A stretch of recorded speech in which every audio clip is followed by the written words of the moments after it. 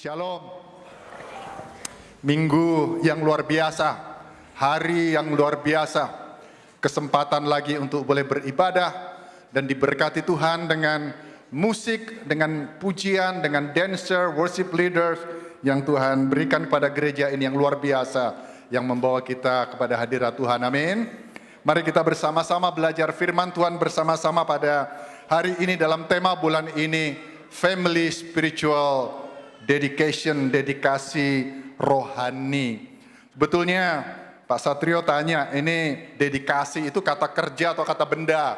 Bisa dua-duanya. Tapi Kamus Besar Bahasa Indonesia mengatakan ini nouns. Ya, jadi dedikasi itu saya lebih senang penekanan pada arti pengabdian. Pengabdian itu juga dari kata abdi, bakti di situ. Karena itu Paulus telah menguraikan doktrin yang luar biasa kepada jemaat di Roma. Diakhiri dengan Roma 11 ayat terakhir. Segala sesuatu itu dari Allah, untuk Allah, kepada Dia, dari Dia, untuk Dia. Bagi Dia kemuliaan selama-lamanya. Lalu dia sambung, oleh karena itu, saudara-saudara, demi kemurahan Allah, aku menasihatkan kamu supaya kamu mempersembahkan tubuhmu sebagai persembahan yang hidup. Satu, hidup, bukan mati, bukan sisa-sisa, yang terbaik, yang kudus. Artinya tidak bernoda, tetap ini yang terbaik dan yang berkenan kepada Allah. Itulah dedikasi, itulah pengabdian, itulah ibadahmu yang sejati. Kata ibadah dari kata abodah, kata abdi, abodah abdi. Jadi kata pengabdian, itu kata ibadah. Bakti, berbakti. Makanya kalau di gereja ada ibadah liturgia, itu kata ibadah atau kebaktian, sama. Kita datang berbakti kepada Allah, memberikan semua yang terbaik untuk Tuhan. Karena abodah itu artinya, ini aku hamba, ini aku segala-galanya, aku milikmu. Jadi tubuhku semuanya milikmu. Kita berikan yang terbaik untuk Tuhan. Penampilan terbaik, suara yang terbaik, persembahan yang terbaik, itu ibadah liturgia pada hari Minggu. Kita di-charge dengan puji-pujian, dengan penyembahan, dengan pengajaran, supaya besoknya lagi, hari pertama sampai hari ke-6, itu ibadah praktika, kita hidup di masyarakat. Kita diberkati menjadi berkat, itu ibadah praktika. Yang harusnya tidak tergantung dari mood, tidak tergantung dari perasaan. Kehadiran Tuhan tidak tergantung dari keberadaan kita. Dia akan selalu hadir, amin. Oleh karena itu, apa yang kita dapat pada hari Minggu di ibadah liturgia ini, kemudian kita pergi seperti domba di tengah-tengah serigala dalam ibadah praktika kita setiap hari. Jangan haleluya yang besar di sini, besok menjadi haleluya, lalu kemudian masalah besar datang, jadi halelupa. Haleluya tetap haleluya, walaupun kemudian suaranya lebih kecil sedikit, gitu toh, volumenya. Nah, ibadah saudara yang kekasih, saya mulai dengan ini. Ibadah, dedikasi, pengabdian, ya. Gereja, keluarga, karena ini keluarga, gereja juga keluarga. Walaupun kita berbicara keluarga ayah, ibu dan sebagainya, nanti kita akan lihat. Yang menyenangkan hati Tuhan, yang menyenangkan itu begini. Allah itu maha kasih. Tidak ada pelayanan, pengabdian, dan perbuatanku yang menambahkan kasih Allah kepadaku. Karena dia memang adalah kasih. Saya punya anak yang dalam masa remaja mengalami kadang-kadang sesuatu, ya bukan nakal lah, karena buah kan jatuh tidak jauh dari pohonnya. Kadang-kadang ada sesuatu yang mengecewakan. Pernah satu kali dengan satu anak, saya tidak usah sebut yang mana, masalah yang kami selesaikan bareng-bareng, lalu saya katakan begini, nak, apapun yang kau lakukan, kau mengecewakan hati papa, itu tidak baik, kami saling minta maaf dan sebagainya.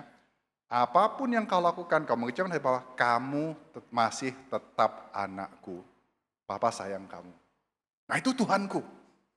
Apapun yang kau lakukan, apapun keberadaanku, aku tetap anak yang dikasihinya, amin. Tapi kalau aku doing well, aku melakukan, kalau anakku melakukan sesuatu yang menyenangkan hatiku, membantuku cuci mobil, membantuku cabut singkong, saya akan senang. Menyenangkan hatiku. Semua gereja dikasihi oleh Tuhan. Amin. Tapi gereja yang menyenangkan hati Bapa adalah gereja yang bersatu, yang rukun bersama, dan gereja yang misioner. Yang hati Bapa, kalau kita lihat peta dunia ini, mengingatkan bahwa betapa besar kasih Allah bukan hanya untuk bangsa Israel, bukan hanya untuk aku, tapi untuk seisi dunia. Itu gereja misioner. Dua hal ini sangat menyenangkan hati Bapa. Jadi spiritual dedication adalah mengejar sesuatu yang hasrat Bapa, yang menyenangkan hati Bapa. Pengabdian kita untuk memenuhi hati dan tujuan Bapa.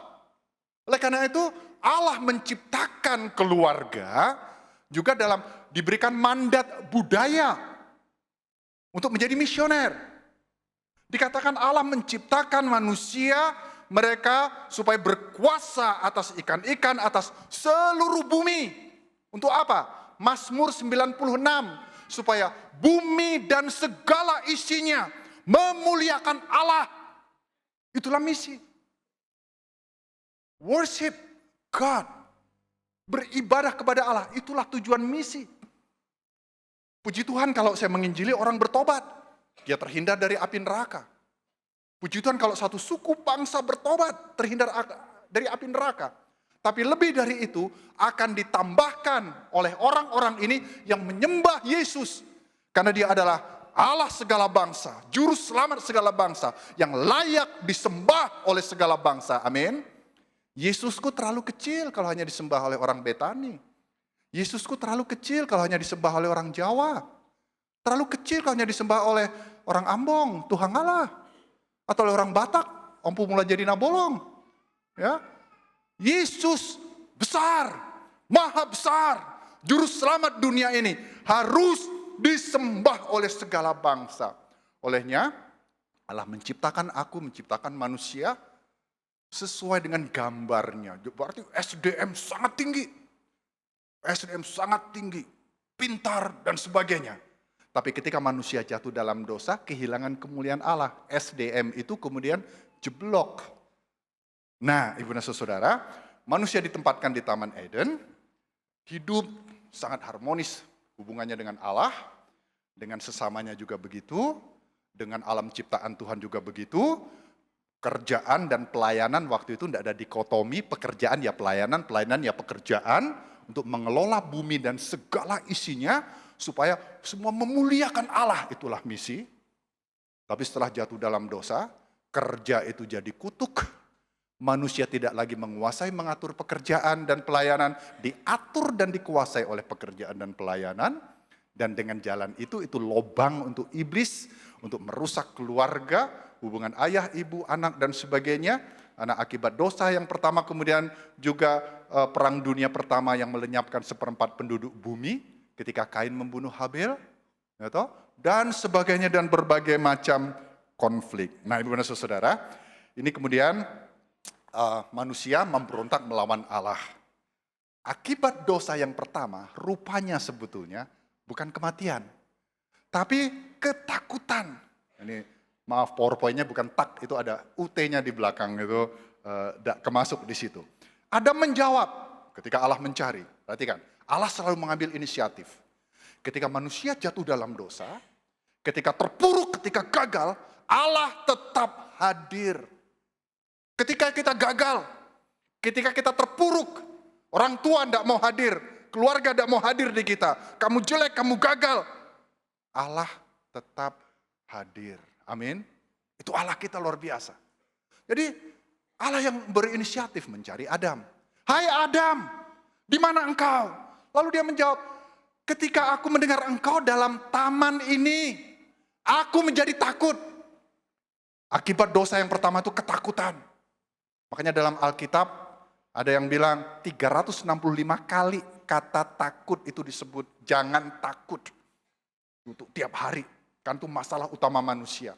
Nah, karena ketakutan itu, manusia dikatakan Adam, oleh karena itu aku bersembunyi, menyembunyikan diri dengan satu selaput, satu selubung, dalam bentuk macam-macam. Takut dibilang bodoh, jadi tong kosong nyaring bunyinya. Takut dibilang miskin, takut dibilang jelek, takut dibilang tidak berguna. Banyak overacting, tidak karuan yang menutup ketakutan itu. Dengan kesombongan, dengan kemunafikan, dengan kepalsuan dan sebagainya. Nah itu kemudian relasi itu dengan Allah, karena selubung ini menutupi relasi dengan Allah, dengan manusia, bahkan terhadap diri sendiri. Manusia gagal mengerti, gagal menghargai dirinya sendiri, sehingga tidak bisa menghargai orang lain. Itulah dosa. Dosa yang menghalangi hubungan Allah dan manusia. Sehingga ketika manusia berusaha untuk menjangkau Allah, mentok ada dosa yang menghalangi. Mau berdoa rasanya nyangkut sampai di langit-langit. Mau baca firman Tuhan, Allah berfirman rasanya nyangkut, tidak kedengaran. Itulah dosa. Apa itu dosa? John Piper melukiskan kata dosa dengan sederhana. Dosa itu the glory of God not honored. Kemuliaan Allah tidak ditinggikan. Kekudusan Allah tidak dihormati. Kebesaran Allah tidak dikagumi, kuasa Allah tidak dipuji, kebenaran Allah tidak dicari, hikmat Allah tidak dijunjung, keindahan Allah tidak dikagumi, tidak dihargai, kasih Allah, setia Allah tidak dipercayai, perintah Allah tidak ditaati, keadilan Allah tidak dihormati, murka Allah tidak ditakuti, anugerah Allah tidak dirangkul, kehadiran Allah tidak dihargai, pribadi Allah tidak dikasihi. Itu dosa. Itu dosa. Meleset dari sasaran, itu dosa. Melewati batas, itu dosa. Kepleset, itu dosa. Kasihlah Tuhan dengan segenap hatimu, hetema. Kalau setengah-setengah tidak segenap, itu dosa. Upah dosa itu maut, itu kabar jeleknya. Semua orang sudah berbuat dosa. Menutupi ketakutan dengan ketakutan. Karena anugerah Allah yang luar biasa. Karena kasih-Nya. Karena dia mau dunia ini ditebus dan kembali memuliakan Allah. Maka dia memberikan anaknya yang tunggal, Yesus Kristus. Karena begitu besar kasih Allah akan isi dunia. Yang dia datang ke dunia mati di kayu salib. Bukan hanya menutup dosa kita. Tapi dia menghapus, dia menebus dosa kita. Mengambil hukuman yang harusnya aku terima. Karena kasih-Nya dia berikan kepada kita. Dan memberikan kita hidup yang baru. Itu yang Tuhan mau untuk keluarga. Itulah misi. Mandat budaya.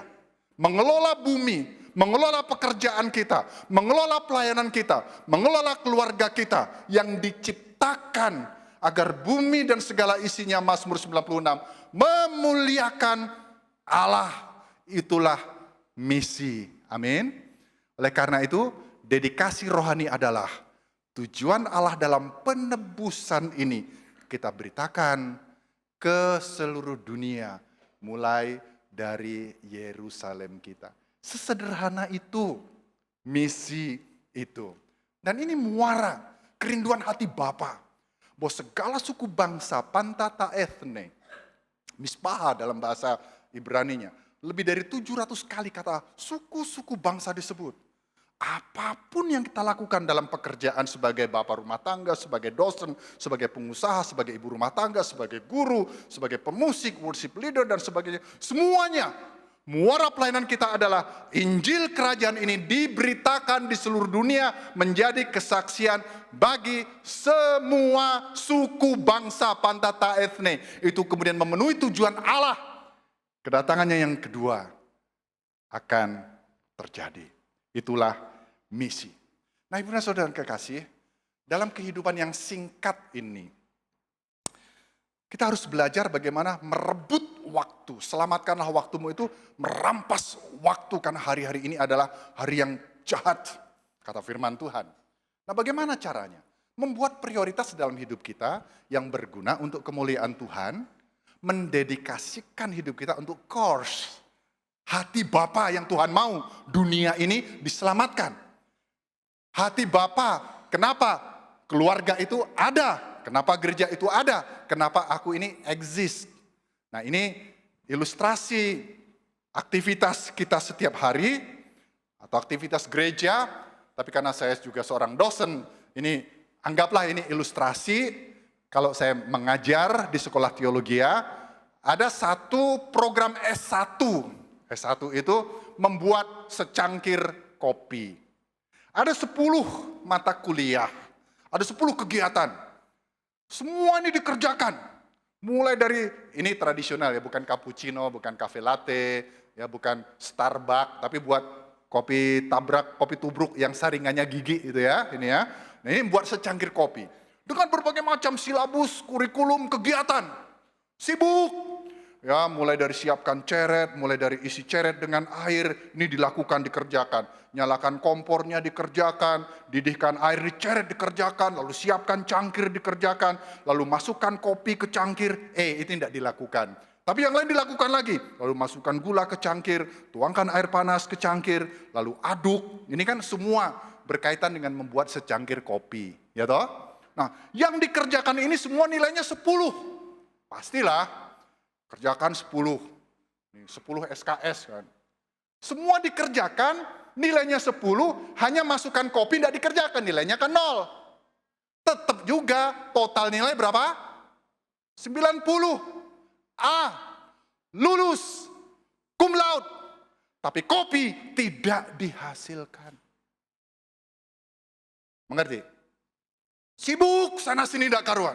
Tapi tujuan utama, suku-suku bangsa mengenal Yesus, tidak bermuara ke sana. Apapun yang kita lakukan dalam hidup kita, kopi tidak terjadi. Lulus dengan nilai A, tapi tidak ada kopi tubruknya. Melongolah si tamu, mana kopiku? Nah kalau orang Sumba sih, kopi mana? Kopi main bola, sapi main bola gitu ya. Beda itu ya. Tapi ini konteksnya bukan itu ya. Jadi mari saudara, kita mengarahkan hati kita untuk kepada hati Bapa. Think locally. Mulai dari aku, keluargaku. Untuk apa aku exist? Dan kemudian act locally, think globally. Secara global Tuhan mau. Aku bagian kecil dari kerajaan Allah untuk membawa kemuliaan Allah di antara bangsa-bangsa. Masih 164 suku yang terabaikan di Indonesia ini. Pekerjaan, tugas masih banyak sekali yang perlu dilakukan. Dan sekali lagi, bukan kebetulan kita ada di Indonesia ini. Negara yang luar biasa, yang saya yakin untuk Indonesia juga Tuhan Yesus mati. Di Alkitab, belum disebut negara Malaysia, Singapura, Kamboja, dan sebagainya. Tapi suku-suku bangsa sudah ada itu semua. Tersirat itu ada. Salah satu bagian firman Tuhan bilang begini, karena di Yesaya 60, itu yang akan menyemarakkan rumah kediaman Allah, Yesaya 60 ayat 6 dan 7 boleh dicatat, dipelajari, itu adalah kambing domba, Kedar dan Nebayot. Artinya bukan pertama-tama dari orang-orang Kristen yang akan berbondong-bondong menyemarakkan rumah kediaman Allah. Itu kata firman Tuhan. Dan itu sekarang sudah mulai terjadi luar biasa. Nubuat yang dahulu Yesaya 42 sudah menjadi kenyataan. Hal yang baru hendak kuberitahukan sebelum hal-hal itu muncul. Aku mengabarkannya semua hal itu muncul. Kalau untuk saya, perhatikan. Nyanyikan nyanyian baru bagi Tuhan. Pujilah dia dari ujung bumi. Laut bergemuruh segala isinya. Dan pulau-pulau dengan segala penduduknya. Negara kepulauan terbesar di dunia, Indonesia. Israel, waktu di tempat firman Tuhan ini ditulis, ya, Holy Land, tidak ada pulau-pulau. Mungkin ada 1-2 pulau di samping di sana. Baiklah, Padang gurun rohani menyaringkan suara dengan kota-kotanya dan dengan desa-desa 73.000 lebih desa di Indonesia yang didiami Kedar, kita tahu itu semua, terbesar di Indonesia. Baiklah bersorak-sorai penduduk Bukit Batu, mereka berseru-seru dari puncak gunung-gunung. Ada 127 gunung berapi aktif di Indonesia, 13% dari semua gunung berapi di dunia. Saya yakin ayat ini menuju kepada Indonesia yang kita kasih karena Tuhan pun sekarang sedang bekerja luar biasa. Minimal, mari kita mulai berdoa untuk Indonesia. Mari kita mulai berdoa untuk bangsa-bangsa. Mari kita mulai sungguh-sungguh bertanya, dedikasiku, Bapa, Apa yang punya kerinduan hatimu, hati Bapa, dedikasiku, pengabdianku, ibadahku adalah untuk memenuhi tujuan hati Bapa untuk dunia ini.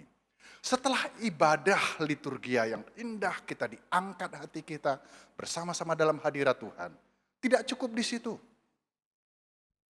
Yohanes, Yakobus, Petrus tidak terus bersama-sama dengan Tuhan pada waktu transfigurasi.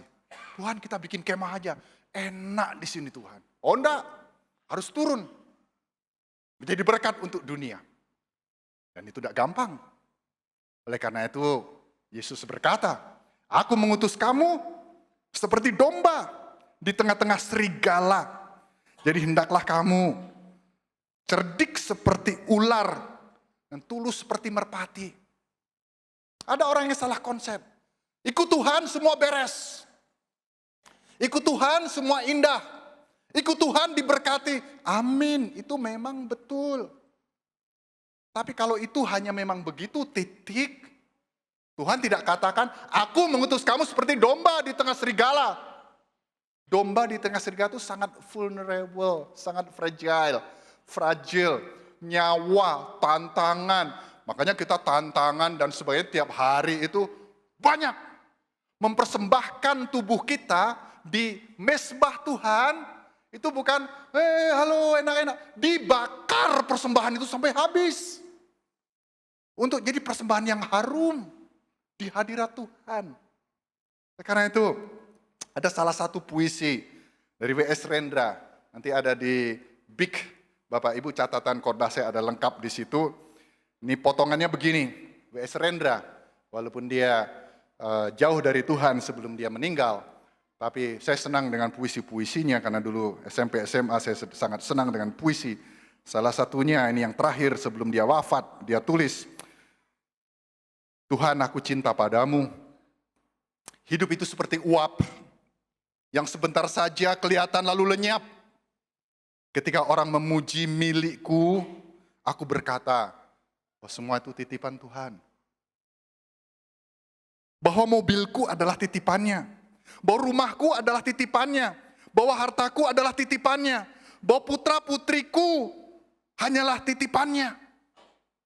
Tetapi mengapa aku tidak pernah bertanya, mengapa dia menitipkannya kepadaku? Untuk apa dia menitipkannya semuanya kepadaku? Dan kalau bukan milikku, apa yang seharusnya aku lakukan untuk miliknya ini? Mengapa hatiku justru berat ketika titipan itu diminta kembali olehnya? Malahan ketika diminta kembali, kusebut itu musibah. Kusebut itu ujian. Kusebut itu petaka. Kusebut itu apa saja untuk melukiskan bahwa semuanya itu adalah derita. Adalah pencobaan. Ini salah satu cuplikan dari puisi W.S. Rendra. Oh, hanya titipan. Saya merasakan itu. Anak yang kedua kami akan menikah di Brazil.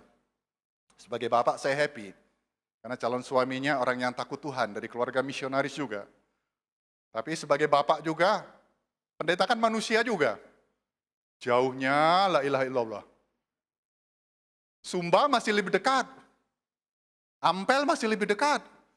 Belum tentu ketemu 1 tahun sekali, enggak bisa naik angkot ke sana. Hati saya sedih.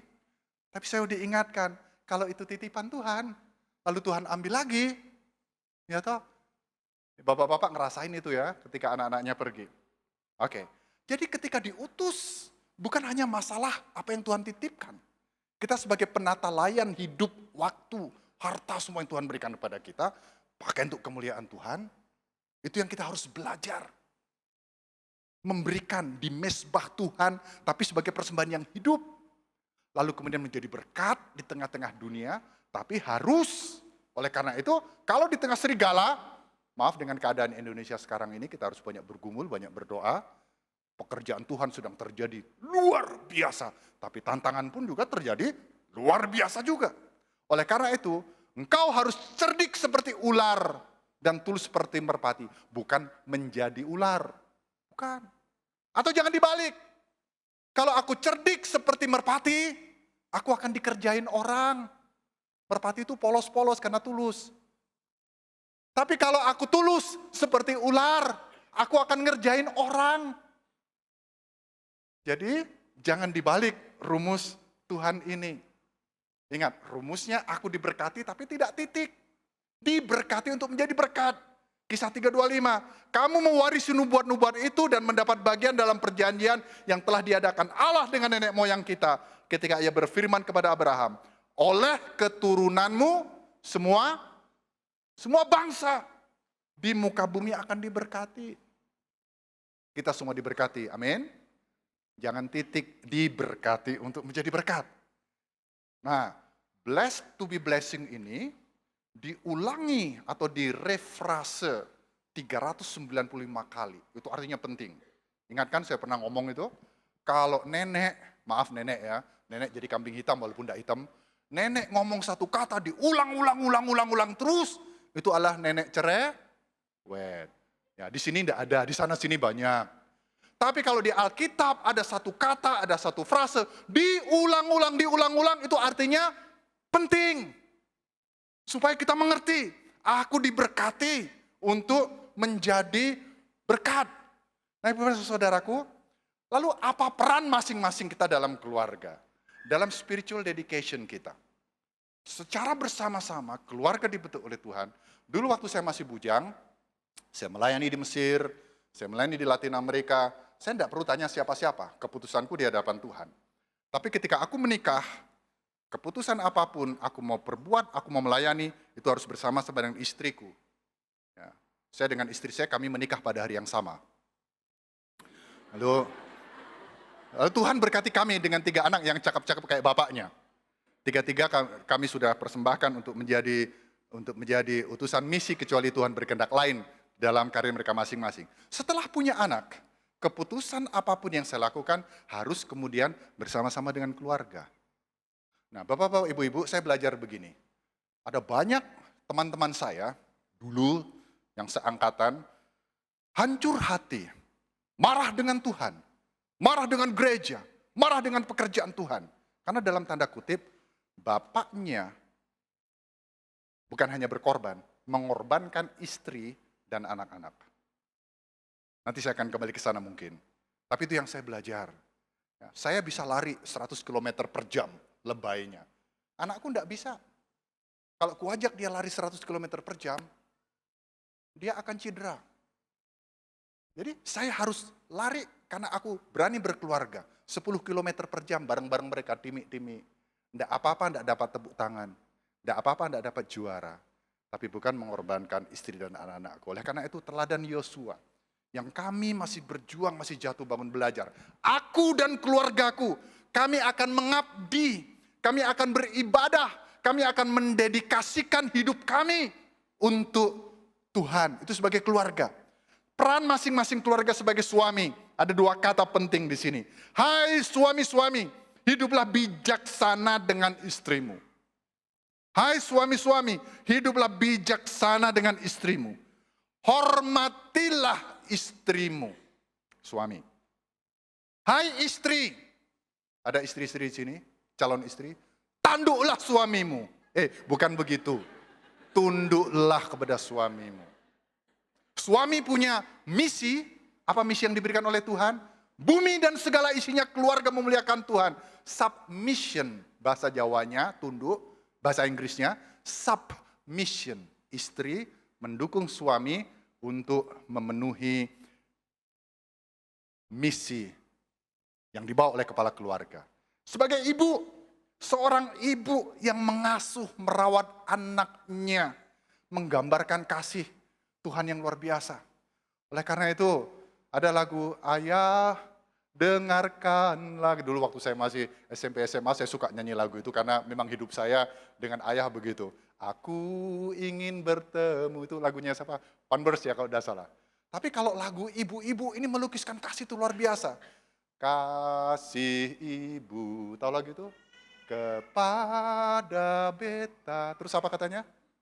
Tak terhingga sepanjang, tidak ada kasih bapak sepanjang masa. Ibu tak terhingga sepanjang masa. Itu peran ibu. Lalu ini ada cerita kisah nyata, hanya versi menceritakannya mungkin tidak seperti yang terjadi. Seorang ibu punya anak laki-laki, kriminal.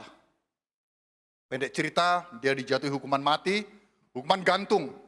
Eksekusi diadakan di lapangan, sesuai dengan tradisi, ketika lonceng di gereja, atau balai kota, itu dibunyikan, peng, neng, begitu, lalu kemudian hukuman gantung itu dijebret, dilaksanakan. Orang udah ngumpul di lapangan, tali gantungan sudah siap, orang yang narik bel, 1-2 orang, belnya kok enggak bunyi-bunyi. Lonceng ini kok enggak bunyi-bunyi. Makin ditarik kenceng, makin enggak bunyi. Orang-orang pada heran semua. Tiba-tiba yang narik bel, dia lihat, ada darah menetes ke bawah, kena di mereka, menoleh ke atas. Dia lihat seorang ibu lagi peluk, bandulnya ini kalau orang Jawa bilang kan, orang Jawa tuh kalau ngomong enak, bandul ya. Ini bandul yang goyang-goyang. Ibu ini memeluk bandulnya. Sehingga ketika tali ditarik, bandul ini kena lonceng ini dan tidak bunyi. Lalu ibu tuh melorot, belek, dia jatuh, dia mati. Dan kemudian para penutua bilang, sesuai dengan hukum, seorang sudah mati menggantikan engkau bebas nak. Jangan berbuat dosa lagi. Itu kasih ibu. Itulah kasih. Itulah pengorbanan ibu-ibu kita, Bapak Ibu dan Saudara. Jak lahir, gantiin popok kita, ya, gendong kita, nyuapin, kasih yang luar biasa. Yang waktu kecil, masing-masing narik, Mama ada, ini mbokku, ini ibuku. Tapi nanti kalau udah gede, nih ibumu. Apalagi kalau ibu sudah mulai dalam tanda kutip pikun. Untung ini tidak terjadi di sini. Di sana sini banyak begitu Bapak Ibu. Nah, sekarang anak-anak. Anak-anak itu biasanya yang dideskripsikan sebagai generasi milenial sekarang ini umumnya anak-anak. Generasi itu dihitung dari tahun lahirnya kapan. Kalau saya lahir tahun 65, 62 itu saya Gen X, generasi X. Kalau yang milenial itu generasi Y dan Z yang lahir sekitar tahun 80 sampai 2000. Itu milenial yang sekarang ini sepertiga penduduk bumi. Nah, untuk anak-anak ini penting. Karena anak-anak ini alih generasi sekarang ini kadang-kadang saya melayani satu orang anak yang punya kepahitan luar biasa pada orang tuanya. Saya dengan teman pendeta ini katakan, Saudara R, apakah tidak ada satupun yang baik dari bapakmu? Loh, kalaupun ada yang baik itu kan kewajiban orang tua. Waduh, saya bilang ini anak kurang ajar ini. Anak ini belum pernah ketabrak dokar ini mungkin gitu ya. Nah, jangan begitu. Apa kata firman Tuhan Ulangan 27? Terkutuklah anak yang memandang rendah ibu dan bapaknya.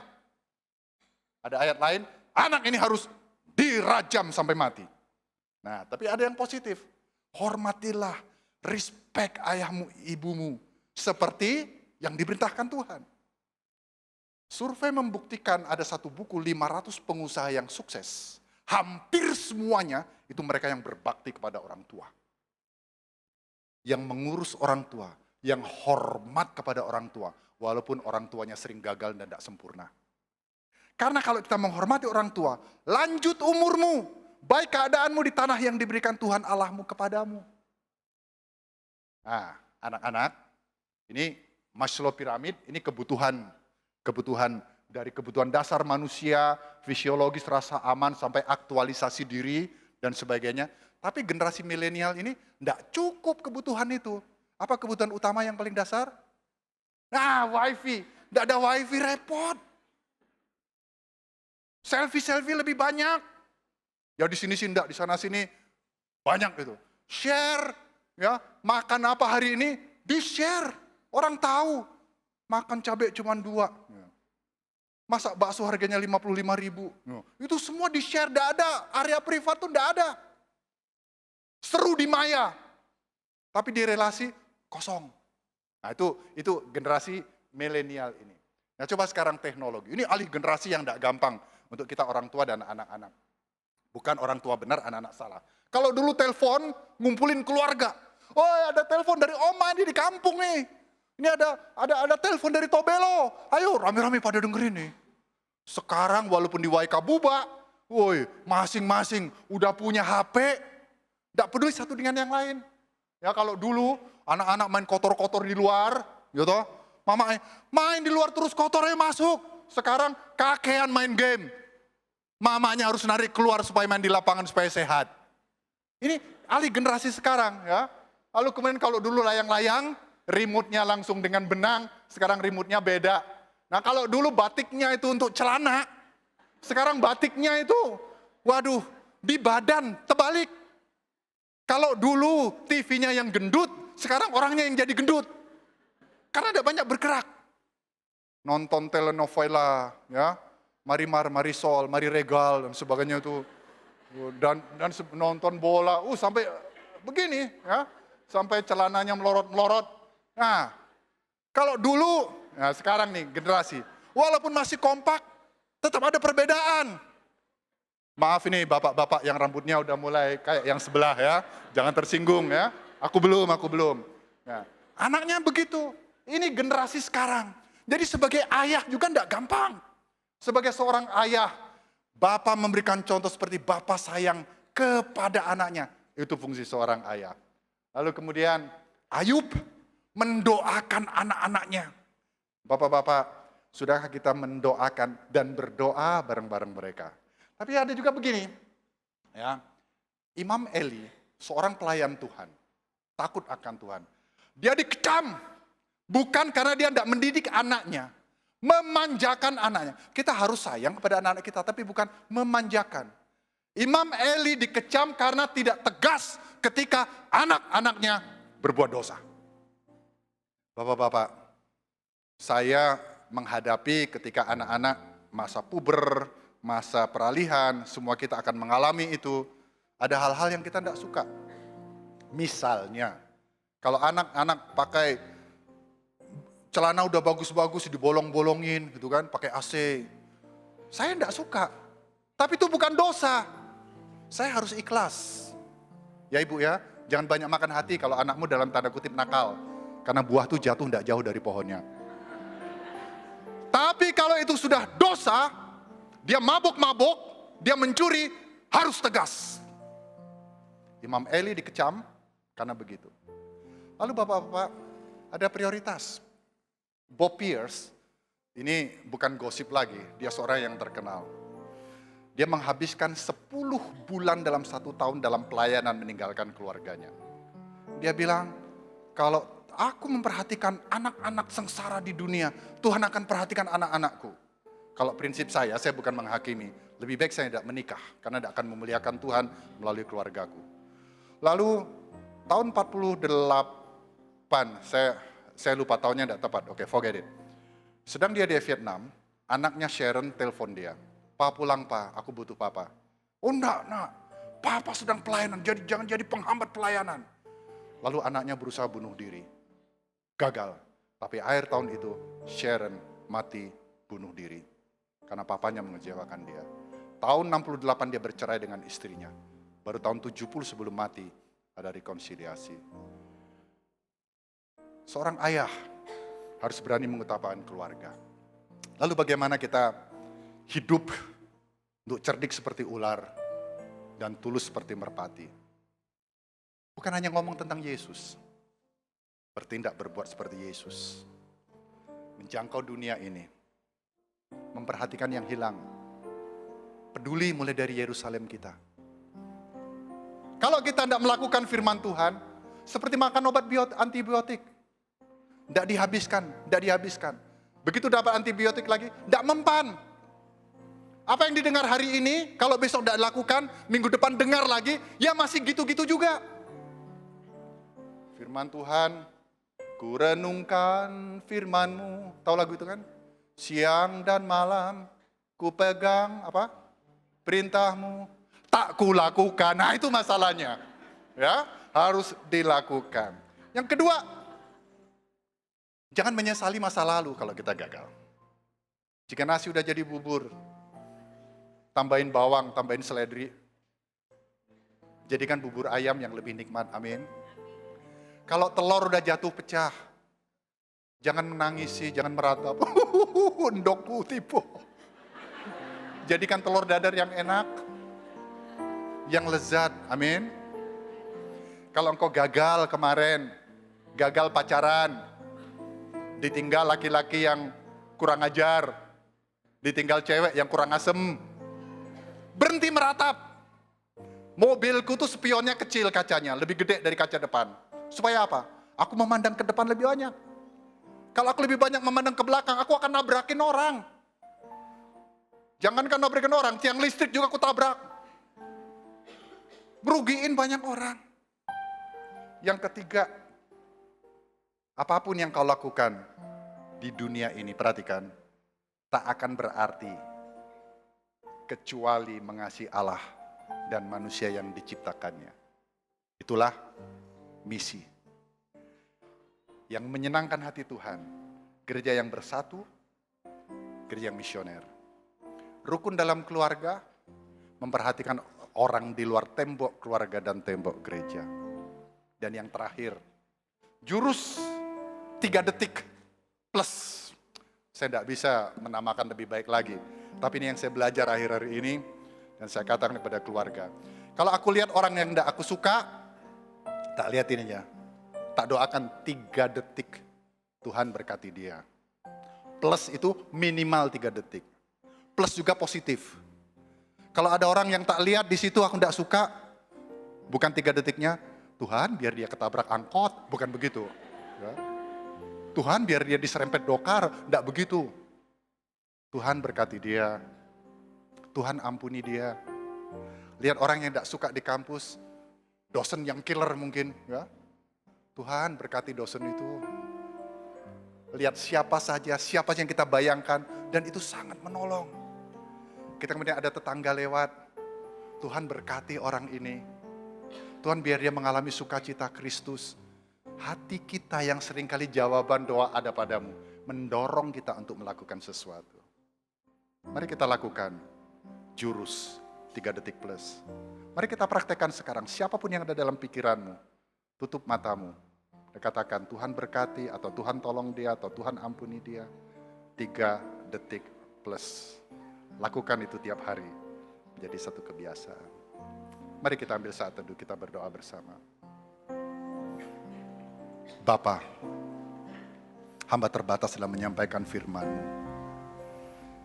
Biarlah kami belajar mulai dari hal yang kecil, 3 detik kami memberkati seseorang, bahkan yang menyakiti hati kami. Bapa, mampukan kami untuk memberikan diri kami, hidup kami sepenuhnya ke mezbah-Mu sebagai persembahan yang hidup, yang terbaik, yang kudus, yang menyenangkan hati Bapa. Kami ingin menyenangkan hati-Mu Bapa. Kami sering menyanyi, sungguh ku bangga Bapa punya Allah seperti Engkau. Kami juga ingin mendengar Bapa bernyanyi, sungguh ku bangga bagus aku punya anak seperti Engkau. Tuhan tolong aku untuk menjadi pelaku-pelaku firman. Dan bukan hanya menjadi pembicara dan pendengar. Dalam nama Tuhan Yesus. Dalam nama Tuhan Yesus. Takkan pernah ku bawa selain yang terbaik, yang harum dan sejati di hadapan tatamu, Yesusku, terimalah korban syukurku ini yang mengalir di hatiku sebagai persembahanku. Dan biarlah kami bisa memahami Tuhan, bahwa Tuhan menginginkan kami melakukan ibadah waktu demi waktu. Bukan hanya pada saat kami di gereja saja secara liturgia, tetapi dalam hidup kami sehari-hari di dalam praktika, kami juga tetap beribadah kepada Tuhan. Kami mendedikasikan pikiran, hati, kehidupan kami untuk kami melayani sesama dan melayani Tuhan. Tuhan, biarlah kami memulai dari keluarga kami, orang-orang di sekitar kami, sampai Tuhan pakai kami, bahkan sampai ke ujung bumi. Biarlah hidup kami dedikasikan untuk memperkenalkan Tuhan kepada mereka. Terima kasih untuk kebenaran firman-Mu. Saat ini kami meresponinya dengan membawa hidup kami. Mari sekali lagi angkat pujian ini. Takkan pernah ku bawa selain yang terbaik, yang harum dan sejati di hadapan matamu. Yesusku, terimalah korban syukurku ini yang